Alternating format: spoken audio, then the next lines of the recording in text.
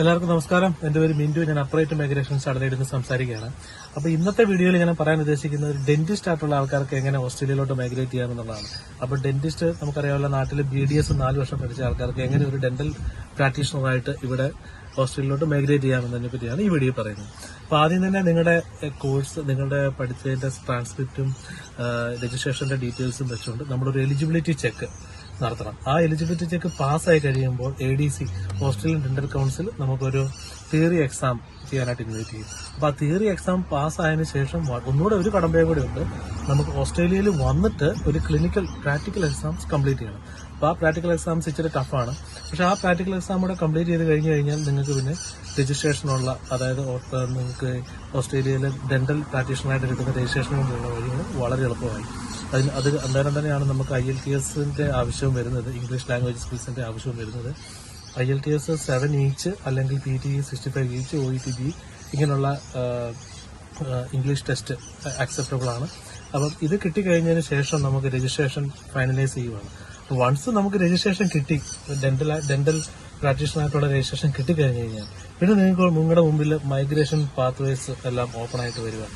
അപ്പോൾ migration pathway എന്ന് പറയുന്നത് ഈ 2 ടൈപ്പിലുള്ള ഒക്കുപേഷനാണ് ഈ ഡെന്റൽ പ്രാക്ടീഷണറിൽ വരുന്നത്. ഒന്ന് ഡെന്റിസ്റ്റ് ആയിട്ടും വേറൊരെണ്ണം ഡെന്റൽ സ്പെഷ്യലിസ്റ്റ് ആയിട്ടും. അപ്പോൾ ഡെന്റിസ്റ്റ് എന്ന് പറയുമ്പോൾ നമ്മുടെ നാട്ടിൽ നമ്മൾ ജനറൽ ഡെന്റൽ സർജൻ അല്ലെങ്കിൽ ഡെന്റൽ സർജൻ, ജനറൽ ഡെന്റലിന്റെ കാര്യങ്ങൾ ചെയ്യുന്ന ആൾക്കാരാണ് ഡെന്റിസ്റ്റ് എന്നുള്ള രീതിയിൽ നമുക്ക് സ്കിൽ അസസ്മെന്റ് കിട്ടുന്നത്. അതേസമയത്ത് നമ്മളൊരു പീരിയോ ഡെന്റിസ്റ്റോ ഓർത്തോ ഡെന്റിസ്റ്റോ അങ്ങനെ ഒരു സ്പെഷ്യലൈസ്ഡ് ഡെന്റൽ പ്രാക്ടീസ് ചെയ്തുകൊണ്ടിരുന്ന ആൾക്കാർക്കാണ്, അതിലുള്ള എക്സ്പീരിയൻസ് ഉള്ളവരാണെന്നുണ്ടെങ്കിൽ അവർക്ക് ആ രജിസ്ട്രേഷൻ കിട്ടി സ്കിൽ അസസ്മെന്റ് ചെയ്യുന്ന സമയത്ത് അവർക്ക് കിട്ടുന്ന സ്കിൽ അസസ്മെന്റ് കിട്ടുന്നത് ഒരു ഡെന്റൽ സ്പെഷ്യലിസ്റ്റ് ആയിട്ടായിരിക്കും. അപ്പോൾ ഡെന്റൽ സ്പെഷ്യലിസ്റ്റ് ആണെങ്കിൽ അവർക്ക് കുറച്ചുകൂടെ അവരുടെ വിസയുടെ സബ് ക്ലാസസ് കുറച്ചുകൂടെ ഓപ്പൺ ആണ്. ഡെന്റിസ്റ്റിനാണേലും ഉണ്ട്, പക്ഷെ റീജിയണൽ ഏരിയയിലാണ് അധികവും ഇതിന്റെ സ്പോൺസർഷിപ്പ് വരുന്നത്. അത് എന്തുകൊണ്ടാണെന്ന് അറിയത്തില്ല, അതൊരു മിസ്റ്ററിയാണ്. കാരണം ഇവിടെ ഡെന്റിസ്റ്റിനെ കിട്ടാൻ ഭയങ്കര പാടാണ്.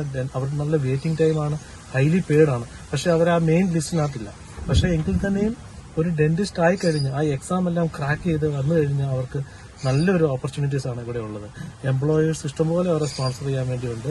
482 വിസയിൽ 4 വർഷം വരെയുള്ള വിസ, അത് കഴിഞ്ഞിട്ട് PR-ലോട്ട് പോകാം. പിന്നെ 494 5 വർഷത്തേക്കുള്ള വിസ, അതിന് 3 വർഷം കഴിഞ്ഞ് PR-ലോട്ട് പോകാം. പിന്നെ 407 വിസ ഉണ്ട്, ട്രെയിനിങ് വിസ. അങ്ങനെ പല വിസാസ് ഇവർക്ക് ഓപ്പൺ ആക്കിയിട്ടിരിക്കുകയാണ്. അത് കൂടാതെ തന്നെ ഗവൺമെന്റ് തരുന്ന 491 വിസ, അതായത് ഓരോ സ്റ്റേറ്റും തരുന്ന ആ സ്റ്റേറ്റിന് ഇഷ്ടപ്പെട്ട റിക്വയർമെന്റ് നമ്മൾ മീറ്റ് ചെയ്തിട്ടുണ്ടെങ്കിൽ, അതായത് ചില സ്റ്റേറ്റ് പറയുന്നു 3 വർഷത്തെ എക്സ്പീരിയൻസ് വേണമെന്ന്, ചിലർ പറയുന്നു 2 വർഷത്തെ എക്സ്പീരിയൻസ് വേണം. അങ്ങനെ ആ സ്റ്റേറ്റിന്റെ റിക്വയർമെന്റ് മീറ്റ് ചെയ്തിട്ടുണ്ടെന്നുണ്ടെങ്കിൽ സ്റ്റേറ്റ് തരുന്ന വിസാസും നിങ്ങൾക്ക് അപ്ലൈ ചെയ്യാൻ പറ്റുന്നതാണ്. അപ്പൊ ഡെന്റൽ സ്പെഷ്യലിസ്റ്റിന് വരുമ്പം കുറച്ചുകൂടെ വിസാസ് ഓപ്ഷൻസ് വരും. അവർക്ക് ഡയറക്റ്റ് PR-നുള്ള ഓപ്ഷൻസ്, ഈവൻ നാട്ടിൽ നിന്നാണെങ്കിലും നിങ്ങൾ ഈ എക്സാം പാസ്സാകാനായിട്ട് പ്രാക്ടിക്കൽ എക്സാംസിന് ഇവിടെ വരാൻ വേണ്ടി ഒരു ടൂറിസ്റ്റ് വിസയിൽ ഇവിടെ വന്നേ ചെയ്യാൻ പറ്റുള്ളൂ കേട്ടോ. അതൊക്കെ ചെയ്തതിന് ശേഷം ഒന്നെങ്കിൽ നിങ്ങൾക്ക് ആ എക്സാം ക്ലിയർ ആയി കഴിഞ്ഞിട്ട് ഇവിടെ നിന്ന് എംപ്ലോയീസിനെ കാണാം. അതല്ല തിരിച്ച് നാട്ടിൽ പോയി കഴിഞ്ഞതിന് ശേഷം വീണ്ടും ഗവൺമെന്റിന്റെ PR ആയിട്ടുള്ള 190 വിസാസ്, 491 വിസാസ് ഇതൊക്കെ നമുക്ക് അപ്ലൈ ചെയ്യാവുന്നതാണ്. അപ്പൊ ഈ സ്റ്റേറ്റ് തരുന്ന വിസ 190, 491 എന്നുള്ള വിസാസിന് ഒരു കുറച്ച് പോയിന്റ് കൂടെ അവർ തരും കേട്ടോ. കാരണം നമ്മുടെ എക്സ്പീരിയൻസ് എന്നെ റെക്കഗ്നൈസ് ചെയ്യുന്നതുകൊണ്ട് ഡയറക്റ്റ് PR ആണെങ്കിൽ അവർ 5 പോയിന്റ് തരും. 491 എന്ന് പറയുന്ന ടെമ്പററി വിസ, പക്ഷെ അത് PR-ലോട്ട് ലീഡ് ചെയ്യുന്ന ടെമ്പററി വിസ, അതിന് അവർ 15 പോയിന്റ് ഗവൺമെന്റ്. അപ്പോൾ ഇങ്ങനെയുള്ള ഒത്തിരി മൈഗ്രേഷൻ പാത്ത് ഡെന്റിസ്റ്റിന് ആക്ച്വലി ഇവിടെ ഓപ്പർച്യൂണിറ്റീസ് ഓസ്ട്രേലിയയിൽ തുറന്നുകൊണ്ടിരിക്കുന്നു. അപ്പോൾ നിങ്ങൾക്ക് ഇതിനെപ്പറ്റി ഡീറ്റെയിൽ ആയിട്ട് എന്തെങ്കിലും കാര്യങ്ങൾ അറിയണം, നിങ്ങൾക്ക് ഇതിന്റെ സ്കിൽ അസസ്മെന്റിനെ പറ്റിയും മുന്നോട്ടുള്ള കാര്യങ്ങളെപ്പറ്റി അറിയണമെന്നുണ്ടെങ്കിൽ തീർച്ചയായിട്ടും ഞങ്ങൾ അപ്രൈറ്റ് മൈഗ്രേഷൻസ് അഡലൈഡ് മിന്റു കുര്യനെ കോൺടാക്ട് ചെയ്യാൻ പറ്റുന്നത്. Thank you. നന്ദി, നമസ്കാരം.